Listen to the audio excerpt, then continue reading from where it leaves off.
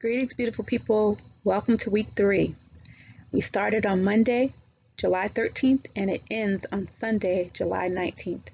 Our topics this week are learning and memory. That's chapters 6 and 7, and there are 2 modules dedicated to these topics. We have 3 assignments this week, and I have a slide coming up later where I'll go over all 3 assignments. Learning, chapter 6. This is one of my favorite topics to talk about. And when you read chapter 6, you're just going to be like, wow, I didn't even know that I didn't know. So in chapter 6, here's an outline. You're going to learn a little bit about how we learn. You'll also learn about classical conditioning and operant conditioning and observational learning. You'll get a little information about biology and cognition and how those 2 topics relate to learning. The definition that psychologists agree on is that learning is a relatively permanent change in an organism's behavior due to experience. But as you read the chapter, you'll come to understand that there are many different types of learning, and the different techniques or procedures produce different outcomes. And learning all boils down to changing a person's behavior. And those changes have to be relatively permanent in order for it to be considered learning. So I've included some additional worksheets in our learning module, and as you know, there's also videos. So please dive in deep and enjoy this chapter. So chapter 7 is on memory, and learning and memory go hand in hand. So the outline for chapter 7 is that you'll start off with finding a little bit about the information processing model. So how do psychologists study memory? Usually when we're talking about memory, we're talking about cognitive psychology. You'll also learn about how we build memory, so basically encoding, which is getting the information in. Then you'll learn about storage, which is keeping the information there, and you'll learn about the difference between short-term and long-term storage. Retrieval, which is getting the information out, is kind of the final step, the final process in memory. You get it in, you keep it there, and you pull it out. So encode, store, and retrieve. The chapter then takes a turn and explores the concept of forgetting and memory construction errors, as well as tips on how to improve your memory. So chapters 6 and 7, like I said, go hand in hand, and these are some of the most useful chapters for college students. They're especially useful for professionals also, but this is a great way to learn about how your mind works and to take away some techniques for improving your memory that could help you as you progress in your academic career and eventually as a professional. The part many of you have been waiting for, points. Okay, so in week 3, you can earn up to 55 points. The first way to earn points is by participating in the week 3 discussion thread. You'll earn 6 points for making your initial post by Friday and 4 points for responding to 2 peers by Sunday. Normally, the initial post is due on Wednesday and the response to 2 peers is due by Friday, but I extended the due date for week 3 because I wanted to give you a chance to read the comments I posted about your CP1. So please look over the comments I made before you respond to CP3.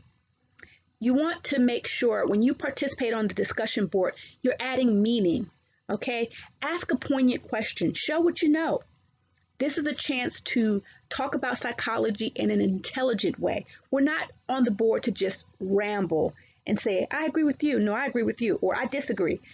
Actually incorporate information that you learned from reading the course textbook or watching an interesting video or having a conversation with someone. Incorporate that into your discussion thread. All right, the next way to earn points is by completing P3. P3 is due on Sunday and is worth 20 points. P3 is an outline of your paper. Now in P1, you identified a topic and you narrowed that topic. In P2, you had a chance to find scholarly articles about your topic. And now in P3, you're going to give a skeleton, an overview of what you plan to talk about in this paper. Use all of the resources available to you to make sure you maximize the points and the learning. Click on the actual assignment so that you can see exactly how you're going to be graded. I've even included a template and a sample.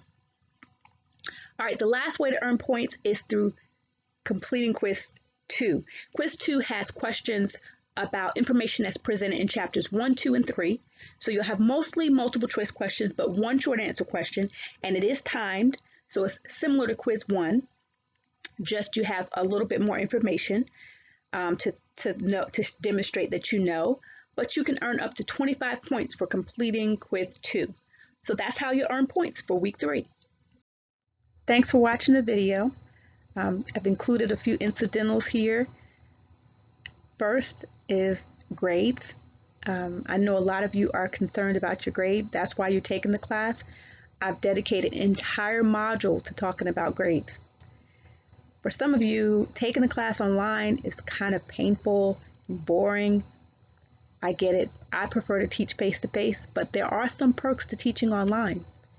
So make sure you go to the grades module and review everything there is to know about how you can earn your A, B, C, hopefully not a D or F, but how you can earn your score in this class. The group project. You have been assigned class members to work with, and your group was given 2 topics to choose from. So by now you should be making progress. Please don't take it lightly. The group project is worth 100 points and it's due July 31st. So even though we have a little time, now is the time to make sure you and your group members are getting on the same page. If you divide up the work, it's actually a lot easier. The test. Our midterm is coming up next week, and you'll be required to use Honor Lock. So this is a system that is a proctoring organization or service, and basically it's to make sure students are being honest. So you will have to use Honor Lock to complete the test. There will be a practice quiz available soon, and I encourage you to take the practice quiz to make sure you're comfortable with Honor Lock prior to taking the test. But test 1 is with Honor Lock. Okay, contacting the instructor. If you need to get in touch with me, I got you. Just email me at simsa@cf.edu. That email address is here on the slide, and it's also available on the homepage and on the syllabus. So, I'm available. Now, if you email me Monday through Thursday, those are the days that the college is open. You're likely to get a response in 24 hours, sometimes 48 hours, but normally 24 hours. If, however, you email me Friday, Saturday, or Sunday, you're not going to necessarily get a response until normal business hours. I do have a life outside of being a professor, so I may or may not be able to get back with you on the weekend. It just depends on what I have going on. And the last thing is questions. The questions thread is available for everyone in the class. So please post a question to the questions thread, and other class members can chime in. And I check the questions thread usually once a day, Monday through Thursday, to make sure there's no questions. But when I notice people aren't using it, sometimes I'll skip a day or so. So, the questions thread is there for you.